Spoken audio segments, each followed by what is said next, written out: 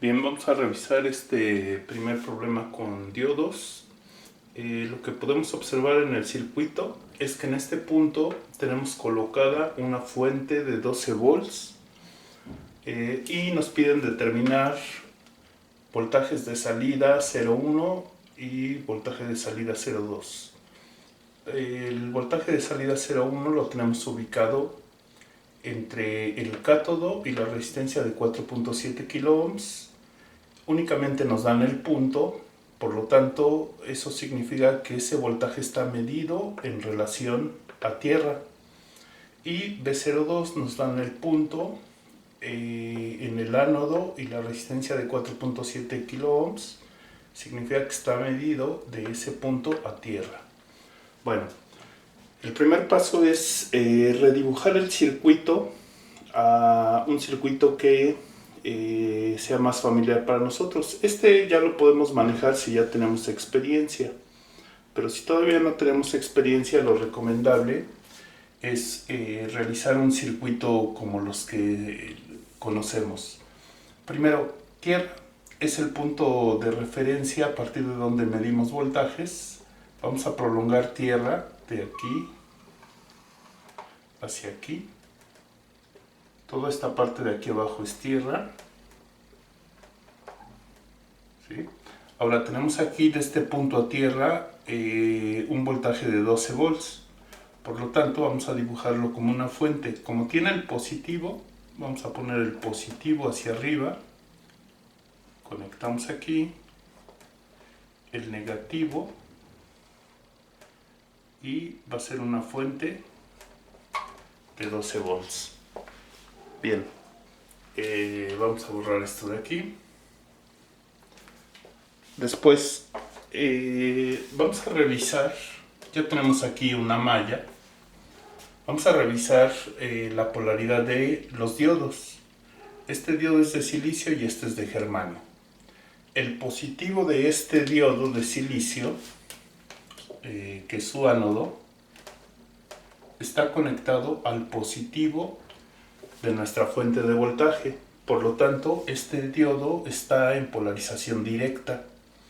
Ahora, el diodo de germanio, su positivo está hacia el lado del positivo de la fuente y su negativo, el cátodo, está conectado directamente al negativo de nuestra fuente de voltaje. Por lo tanto, también está en polarización directa.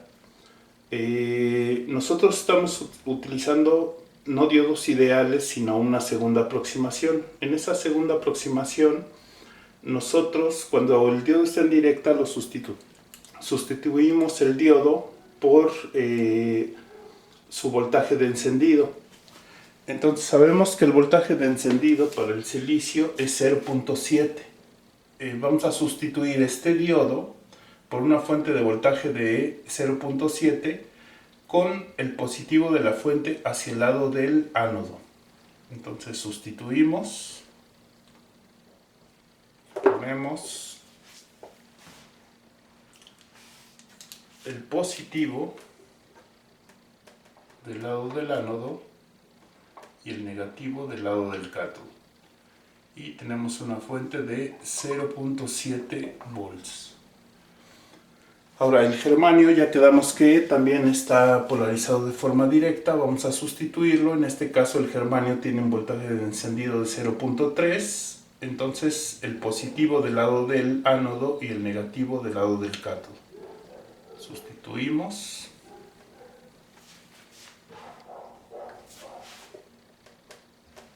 Positivo, negativo.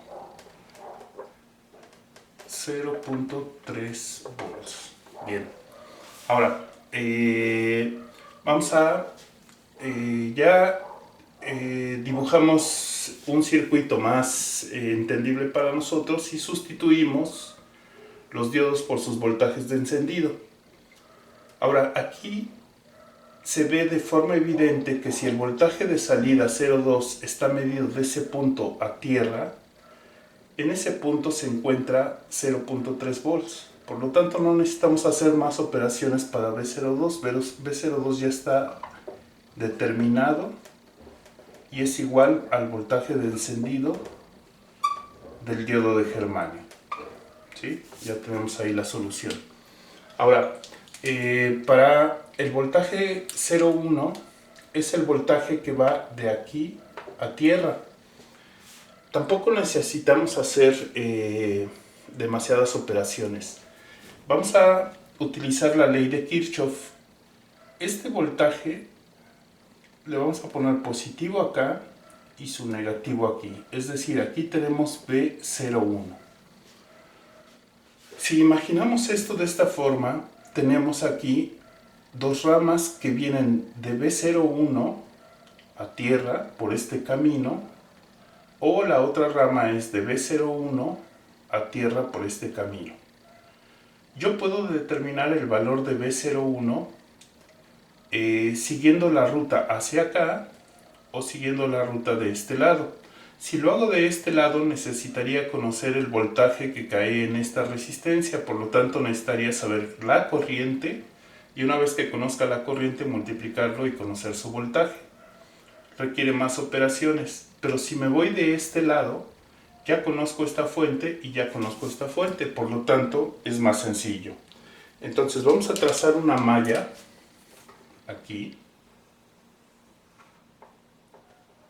con la dirección que ustedes quieran, y vamos a determinar la ley de Kirchhoff de voltaje de este lado. Entonces viene por acá, entra por el negativo, le ponemos menos V01, luego entra por el negativo de 0.7, menos 0.7, luego entra por el positivo de 12, más 12, ya tenemos este voltaje, este y este. Todo esto va a ser igual a 0.